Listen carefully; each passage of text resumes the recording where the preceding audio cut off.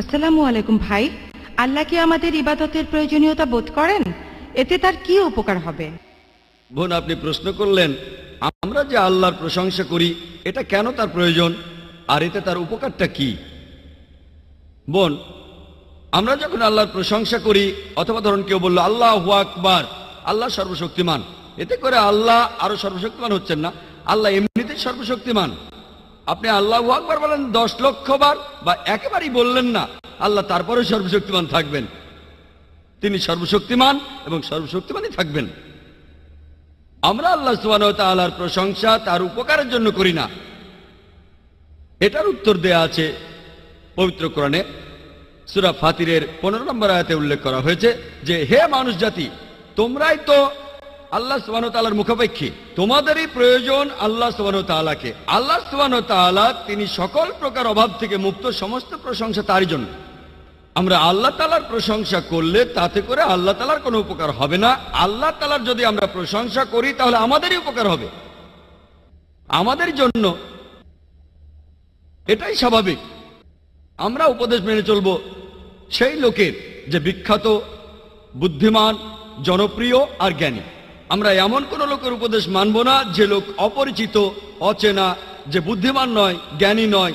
সেজন্য আমরা আল্লাহ তাআলার প্রশংসা করি আমাদের উপকারের জন্য, যে আল্লাহ সুবহানাহু ওয়া তাআলা হলেন সবচেয়ে বুদ্ধিমান, সবচেয়ে জ্ঞানী, তিনি সর্বশক্তিমান সবার উপরে।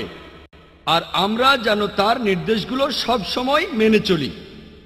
আর এই কারণেই সূরা ফাতিহায় আছে, কোরআনের প্রথম সূরা যেটা সালায় সব সময় পড়া হয়, প্রথম 4 অথবা 5 আয়াতে আল্লাহ সুবহানাহু ওয়া তাআলার প্রশংসা করা হয়েছে। বিসমিল্লাহির রহমানির রহিম, পরম করুণাময় আল্লাহর নামে শুরু করছি।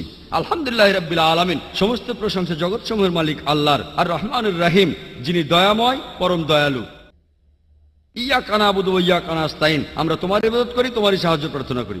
আমরা আল্লাহ সুবহানাহু ওয়া তাআলার প্রশংসা করে নিজেদের বোঝাচ্ছি যে তিনি সর্বশক্তিমান। তিনি হলেন এমন একজন যার কাছে আমরা সব সাহায্য চাই। এরপরে আমরা সূরা ফাতিহার অন্য আয়াতগুলো পড়ি। ইহদিনাস সিরাতাল মুস্তাকিম সিরাতাল্লাযিনা আন'আমতা আলাইহিম গায়রিল মাগদুবি আলাইহিম ওয়ালাদ-দাল্লিন, আমাদের সরল পথ দেখাও, তাদের পথ যাদের তুমি অনুগ্রহ দান করেছো, এবং তাদের পথ নয় যারা ক্রোধ নিপতিত, এবং তাদের পথ নয় যারা পথভ্রষ্ট। আমরা আল্লাহ তাআলার প্রশংসা করি আমাদের উপকারের জন্য, আর তার কাছেই সাহায্য চাইতে হবে। তার কাছে আমরা বিভিন্ন উপদেশ চাইবো, আমরা তার কাছে সাহায্য উপদেশ চাই। যেমন ধরুন একজন লোকের হার্টের সমস্যা আছে, সে অসুস্থ।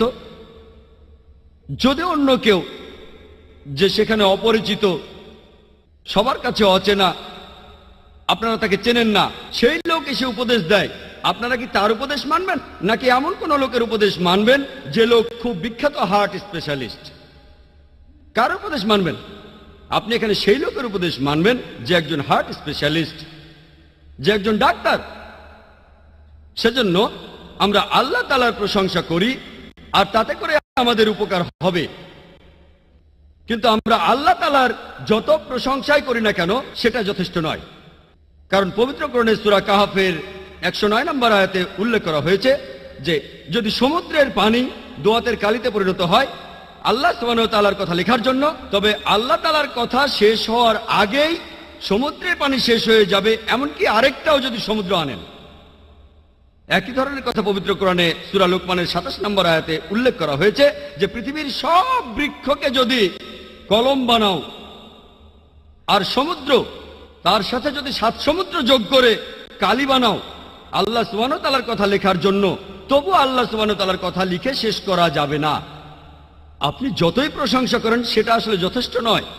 তারপরও আমরা আল্লাহ সুবহানাহু ওয়া তাআলার প্রশংসা করি, আর আমরা আল্লাহর প্রশংসা করলে এতে তার কোনো উপকার হবে না। তবে আমরা যদি আল্লাহর প্রশংসা করি তাহলে আমাদেরই উপকার হবে। আমরা মেনে নেই তিনি সবার উপরে সুমহান, তিনি বুদ্ধিমান, সবচেয়ে জ্ঞানী, যাতে করে তার নির্দেশ মেনে চলতে পারি আর সিরাতাল মুস্তাকিম অর্থাৎ সরল পথে থাকতে পারি।